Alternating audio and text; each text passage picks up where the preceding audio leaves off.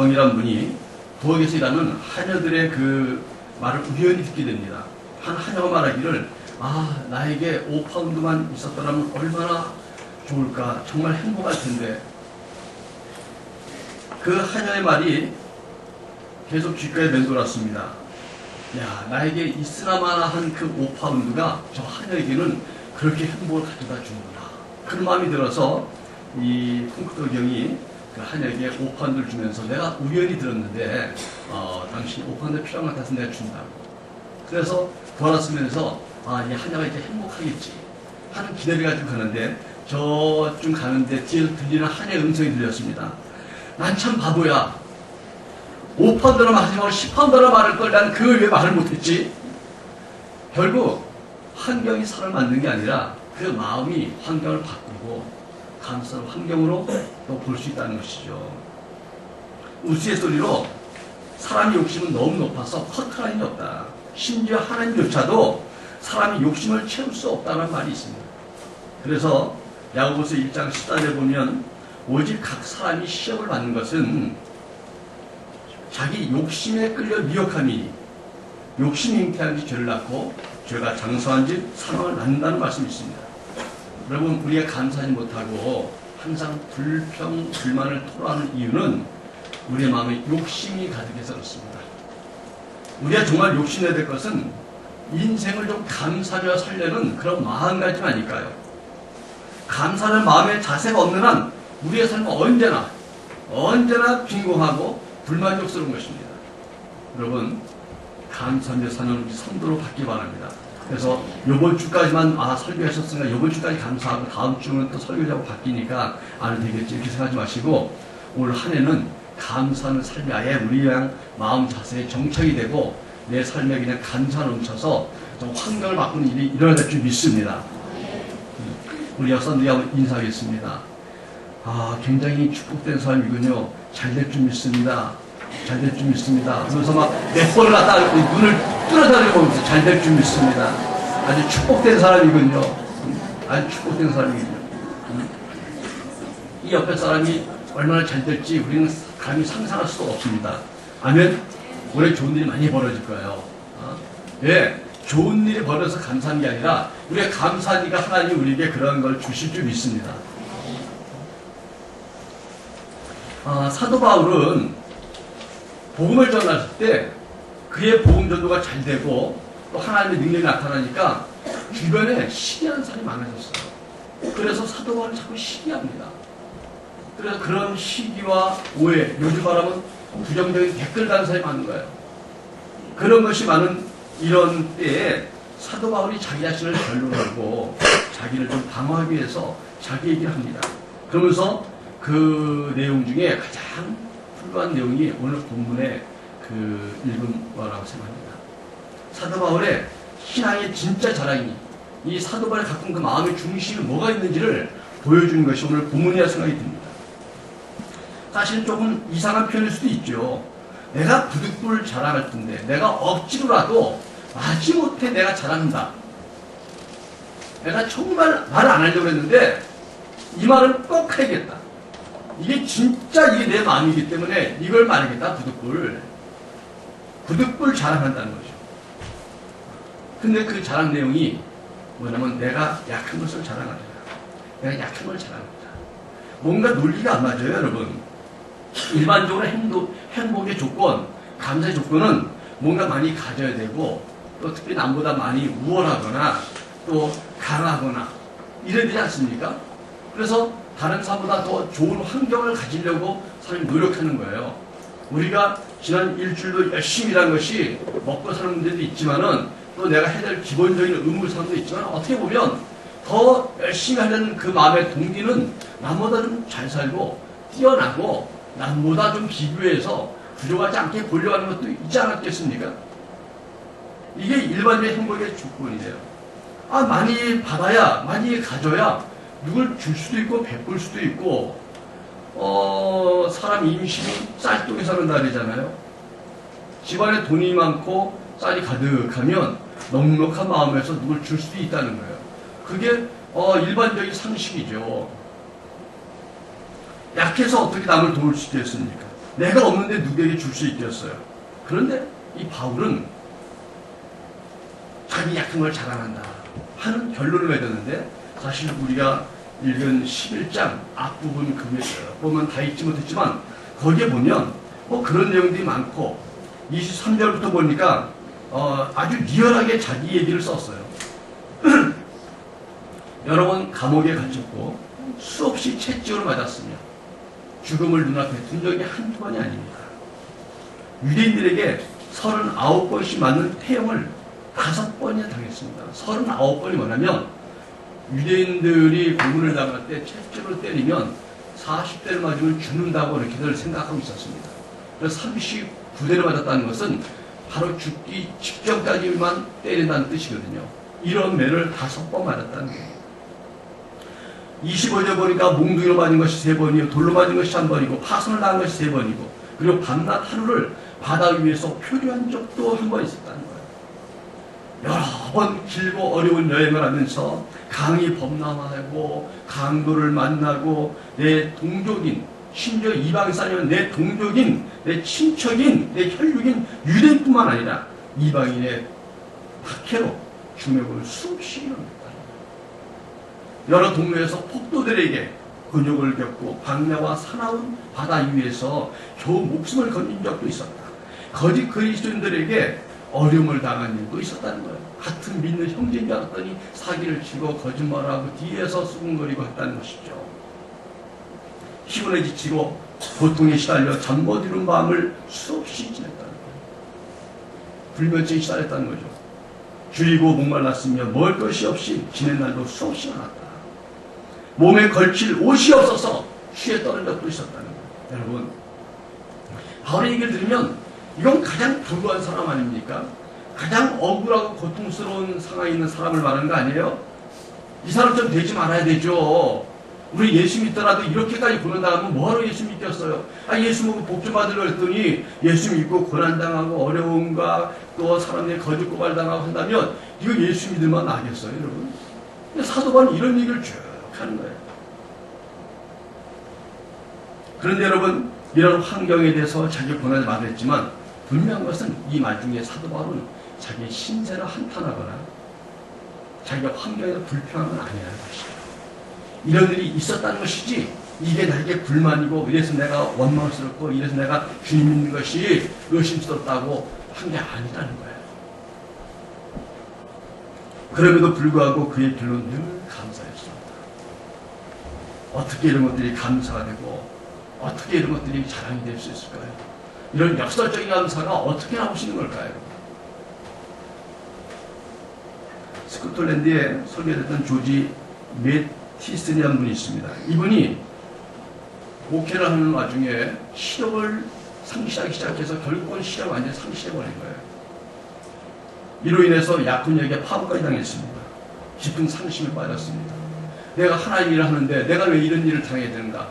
내가 주의하는 것을 하나님이 기뻐하지 않는 것은 아닐까? 이런 풀려난 의문 속에서 몇 달을 싸워야 됐습니다.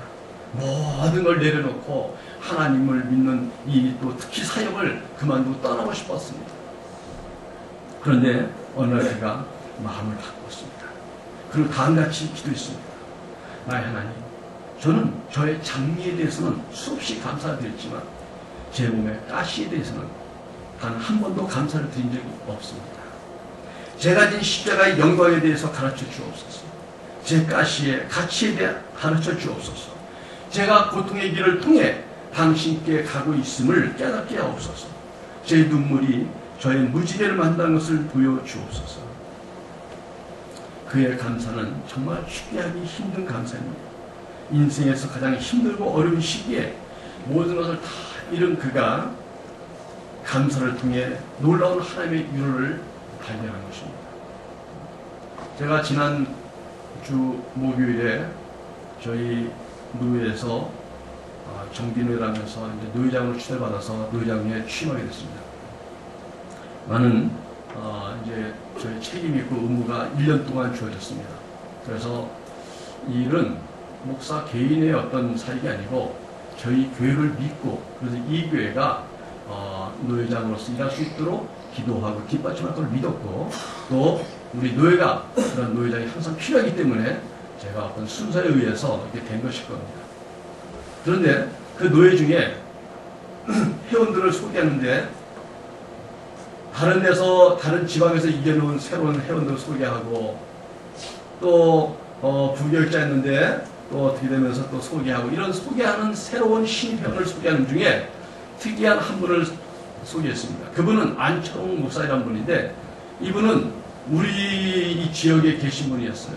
사역을 하시는데 정말 시력을 잃어버린 거예요. 시력이 점점 안 좋았더니 결국은 완전히 시력을 잃어버렸어요. 그래서 목회를 내려놨죠. 할 수가 없잖아요. 그런데 1, 2년이 지난 것 같았는데 그분이 다시 사역에 복귀하게 됐습니다. 그래서 노예에 다시 복귀하고 신청을 했고 그걸 받아주고 그래서 다시 회원 자격을 부여하면서 소개하는 시간을 갖게 된 거예요. 앞이 보이지 않기 때문에 사모님이 함께 앉았었습니다. 근데 사모님도 굉장히 이 약시입니다. 잘 많이 못 봅니다. 그래서 소개할 때 이 앞까지 나서 인사를 해야 되는데 저 뒤에 서 있으니까 사람들이 우리 목사님은 이 좀 불편하시니까 나오지 말고 그냥 거기서 인사하시라고 이렇게 하는데도 그 사모님이 아니라 그 예의가 아니라 나가자 그러면서 그 사모님이 약신을 끌고 목사님을 끌고 나와서 앞에까지 나와서 인사를 시킬 때 너무 감동스럽다. 그분이 사역을 잘하고 못하고 문제가 아니잖아요. 그런 상황에서 자기의 수많은 그 마음의 고통과 모든 환경에 대해서 자신감을 잃어버리고 모든 것이 불가능한 것 같다는 느낀 그 무기력 속에서 그걸 이기고 다시 삶으로 복귀한다는 것이 얼마나 놀라운 것인지. 그 일에서 우리 사모님이 당당하게 인사를 드려야 된다고 앞으로 나오는데 한참 걸렸어요. 시간이 안 보이니까 저 그러나 그걸 보면서 그냥 박수 쳤어요.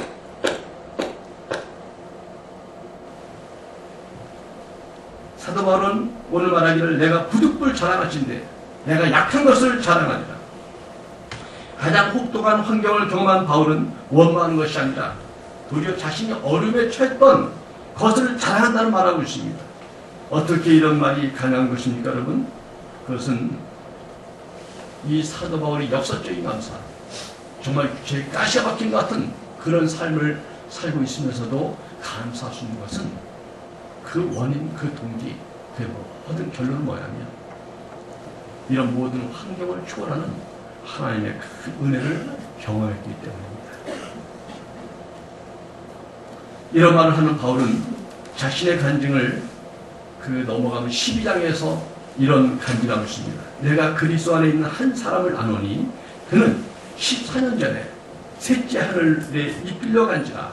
셋째 하늘은 마치 어떤 그 천국을 경험한 것이죠. 20년 했는지 정말 하늘나라를 경험한 거예요. 그런 신비한 체험을 했다는 것이죠. 그가 낙원으로 이끌려가서 말로 표현할 수 없는 말을 들었으니 사람이 가히 이르지 못할 말이로다. 여러분, 여기에 기독교인의 특별한 점이 있습니다. 삶의 환경이 어려운데 정신력으로 이기고 감사한다는 것도 대단하겠죠. 그러나 힘든 마음, 자꾸 무너진 마음을 잡을 길이 없는 겁니다. 힘든 환경이 감사하다고 웃고 다니는 사람이 누가 있겠어요? 사람들이 오해하고 나를 비난하고 또 거짓말을 했을 때 그러면서도 감사하다고 웃을 사람이 누가 있겠냐고. 감사의 마음을 견진하고 있지만, 긍정을 견진하고 있지만 그러나 고통은 있겠죠. 그런데 기독교인은 실제로 이런 어려운 환경에서 감사한다는 거예요. 기쁨이 충만하다는 거예요.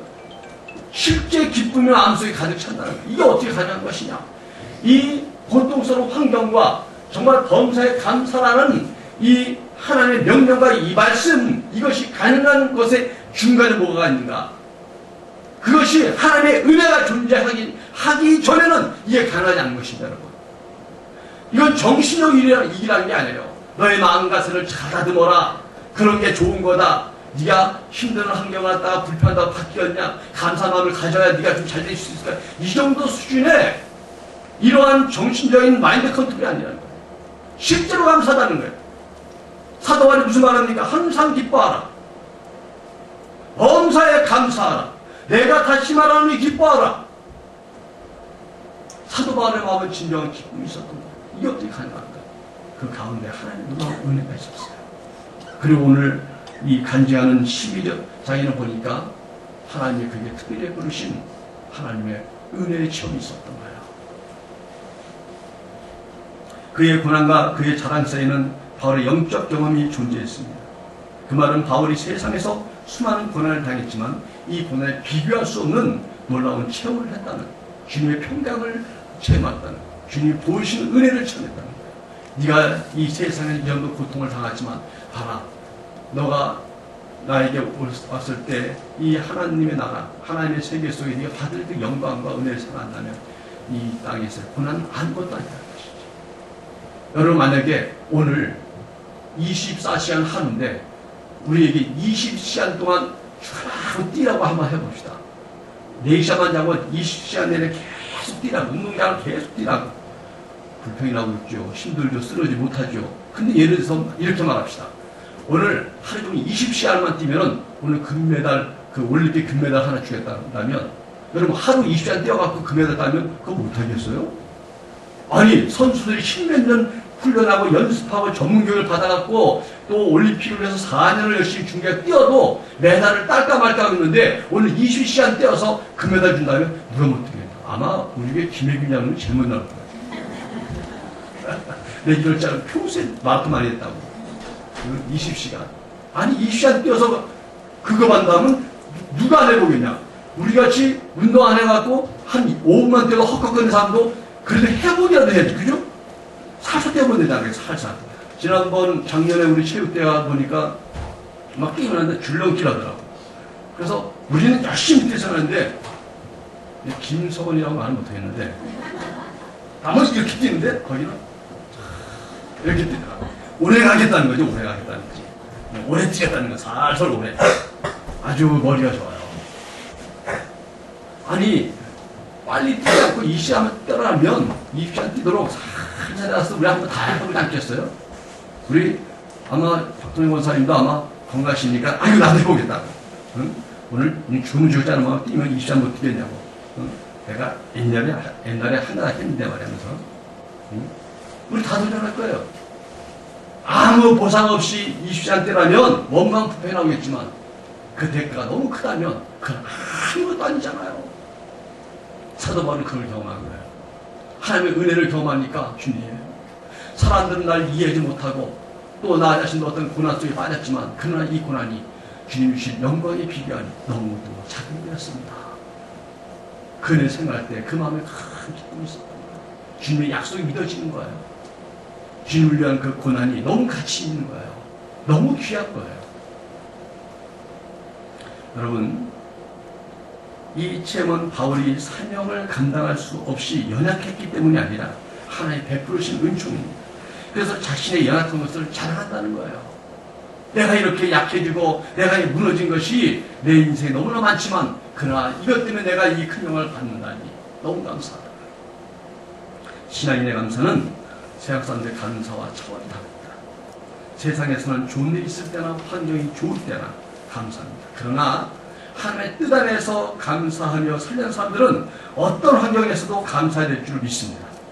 감사는 환경의 차이가 아니라 마음의 차이에서 나오는 거예요. 그래서 하나 환경을 초월하는 한 큰 사랑과 은혜를 경험한 사람들만이 더 큰 감사로 나가게 될 줄 믿습니다. 오늘 책에 보니까 이런 예화가 있어요. 어떤 가난한 대학생이 여행을 하게 됐는데 그날 밤은 허름한 여관에 묵게 되었습니다. 그런데 아침에 일어나 보니까 아니 신발이 없어진 거예요. 아 속상하죠. 화도 났어요. 가져갈 게 없어 이런 가난한 대학생 그 신발을 가져간단 말이에요. 당황스럽고 원망스럽고. 그걸 봤던 그 여관 주인이 그 창고에서 헌신발 하나 꺼내주면서 아이 젊은이 오늘 이거 신어. 그러면서 하는 얘기가 오늘 주일이니까 우리 교회나 같이 하자. 그래서 교회를 따랐는데 마음이 괴로운 거예요. 속상한 거예요. 결심한 거예요. 이런 마음을 갖고 앉아있는데 불편한 거예요. 근데 앉아서 있다 보니까 문득 보니까 바로 옆자리에 누가 흐느끼면서 막 그 기도하는데 기도하는 거 보니까 흐느끼는 게 슬픔이 아니라 감사해서 흐느끼면서 기도하더라는 거예요. 그래서 유심히 보는데 깜짝 놀랐습니다. 그 사람이 두 다리가 없는 거예요. 두 다리 없는 분이 옆에 앉았는데 하나님 은혜를 감사하면서 흐느끼면서 정말 진심을 감사하는 기도합니다. 그때 충격과 정말 감동받았습니다.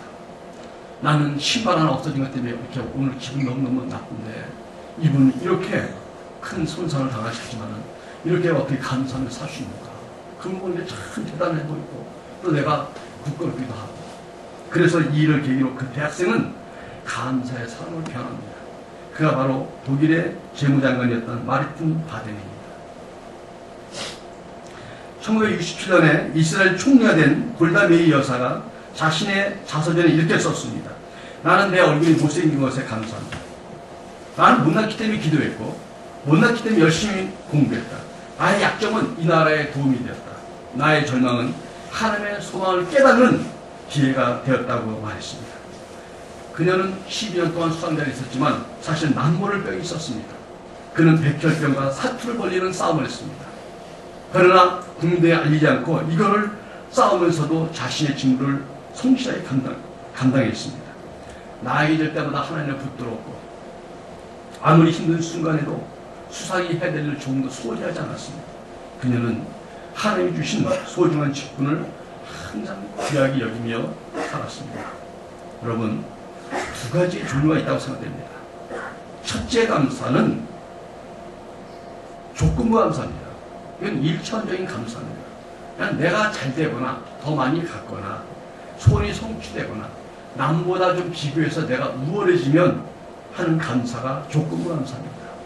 조건이 갖춰지면 감사하는 것이죠. 그러나 우리 신앙인이 가져야 될 감사는 그럼에도 불구하고 감사가 있습니다. 그럼에도 불구하고 감사. 이건 고차원적인 감사예요. 모든 조건과 환경을 떠난 절대적인 감사입니다. 우리 신앙인들은 조건부 감사 아니라 그럼에도 불구하고 감사는 신앙을 가져야 될 줄 믿습니다. 아멘. 우리 자신을 돌아봐야 돼요. 난 어떤 감사로의 삶을 사는가. 그래서 그럼에도 불구하고 하는 그 감사는 일상생활에서도 꾸준히 훈련이 돼야 됩니다.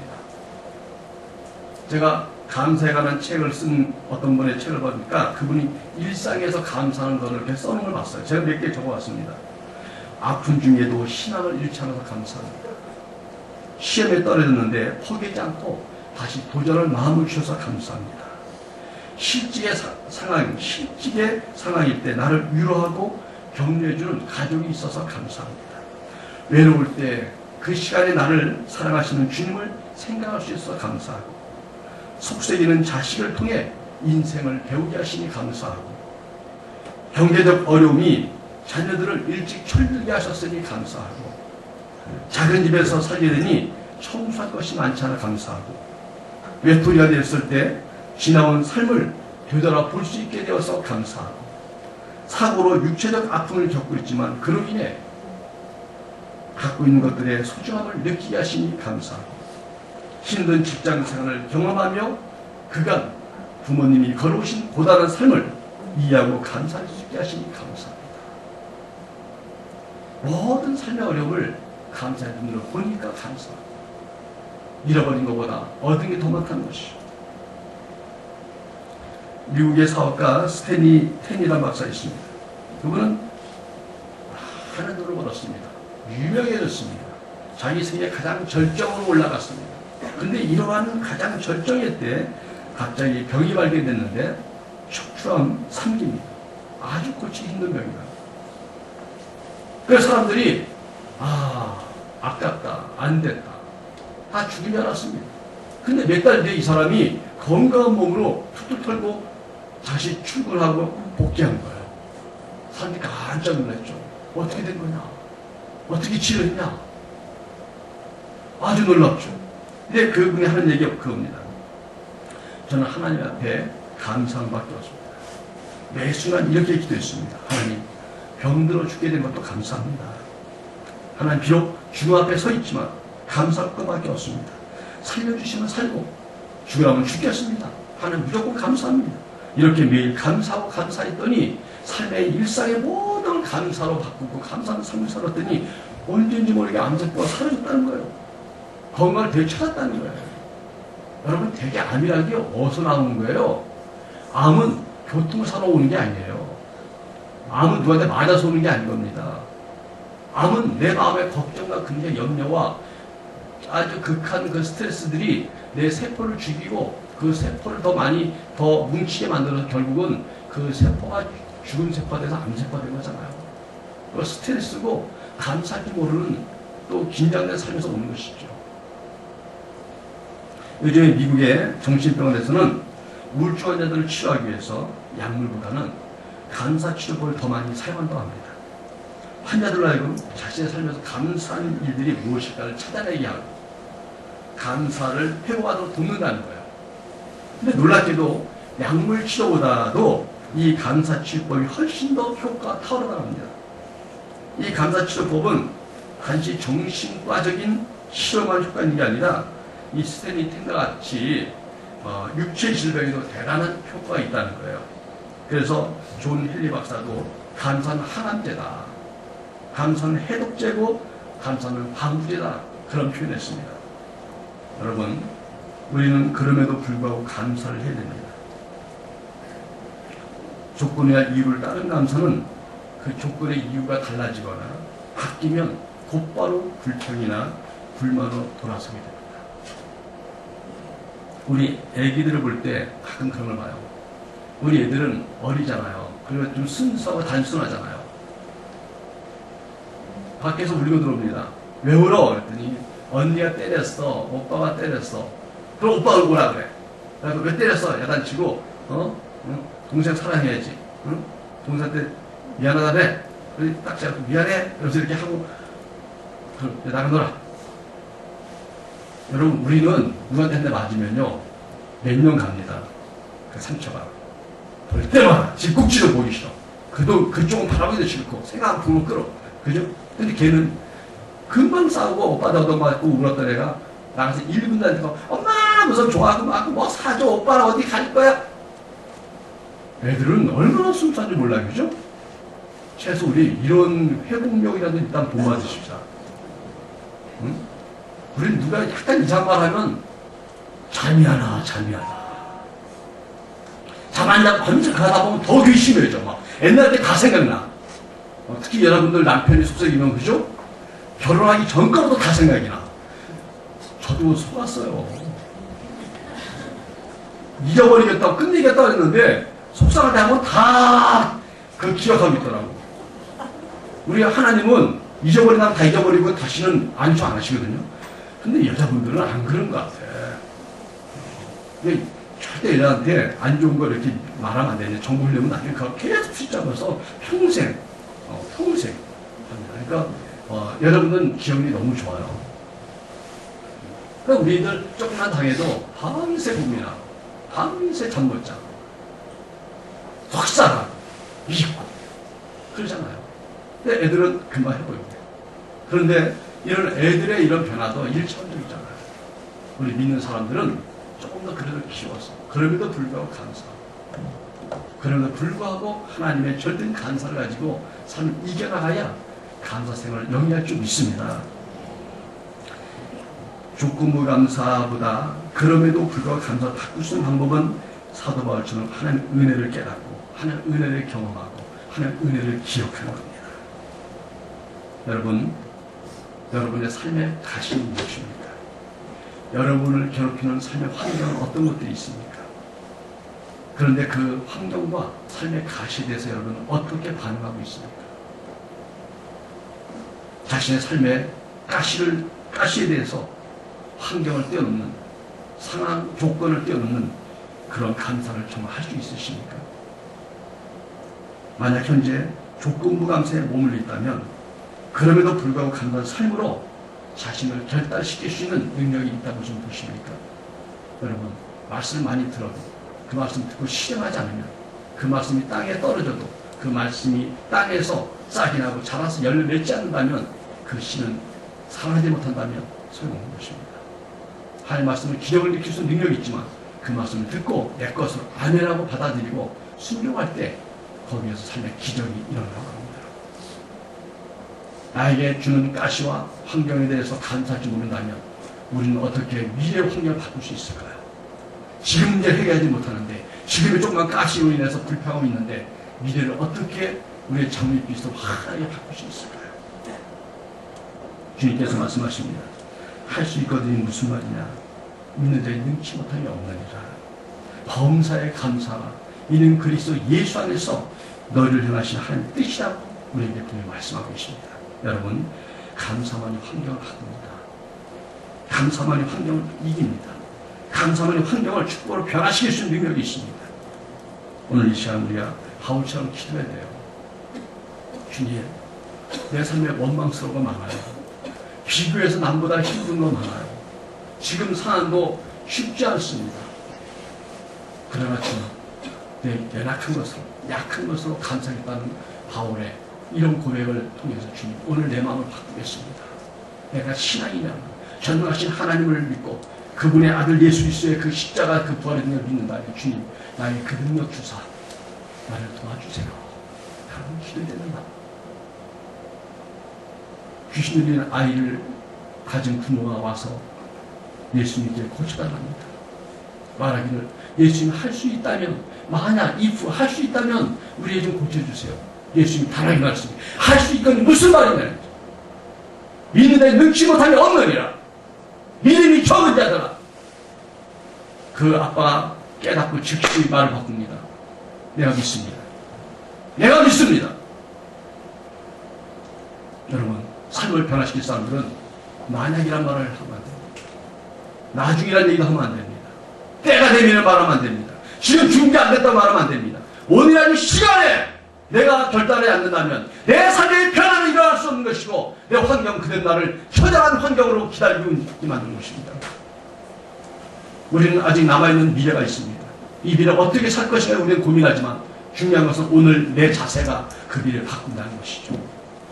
누가 우리에게 어떤 플랜을, 계획을 짜줬다고 내가 되겠습니까? 어떤 뛰어난 상당한 내 인생이 바뀌겠습니까? 수많은 자원을 푼다고 되겠습니까? 오늘 우리 젊은이들에게 정부에서 돈을 준다고 해요. 그 돈이 우리 젊은이의 미래를 바꿀 수 있겠습니까? 더 중요한 것은 모든 환경을 넘어갈 수 있는 마음 안에 있는 자세 아니겠습니까? 주님은 나를 만나라 말씀하십니다. 나를 만나라. 나를 만나라. 나를 만나면 때 나를 찾으라. 주님 만나면 주께서 그 은혜 주시고 그 체험 주시고 그 확신 주셔서 이기게 하겠다 말씀하십니다. 여러분, 우리는 주님 안에 모든 게 있습니다. 내 입에 고백이 나를 바꿉니다. 올 한 해 바꿔야 됩니다. 내 입에 감사의 말이 터져나가야 되고 습관이 나가야 됩니다. 정말 어떤 분이 그러잖아요. 마취할 때 기도를 많이 했대요. 마취하고 수술하는데 대개 마취 끝나고 일어날 때 비몽사몽간에 자기 머리가 중얼중얼하면서 마른 소리 다 한다는 거야. 그래서 아이고 내가 이 권사인 거 아는데 내 깨어나서 이상한 소리 헛소리 하면 어떡하나 걱정이 기도해. 하나님 아버지 마취 깨어날 때 내가 잘못된 소리 하는 거 좀 얘기해달라. 마취 끝나고 물어봤대요. 내가 무슨 말 했더니 은혜 많이 받았습니다. 뭔 소리 했더니 그 권사님 깨어나서 할렐루야 하면 할렐루야 뭐 어떤 신앙의 말을 하던 거예요. 그래서 그 의사 믿는 분이에요. 그래서 아멘 아멘은 계속 수술했다는 거예요. 습관이 돼야 돼요. 감사가 습관이 돼야 돼요. 어떤 어려움 속에 긍정을 바라볼 수 있고 찾아낼 수 있는 능력이 있어야 돼요. 이길 수 하나님의 은혜를 발견할 수 우리가 될 줄 믿습니다.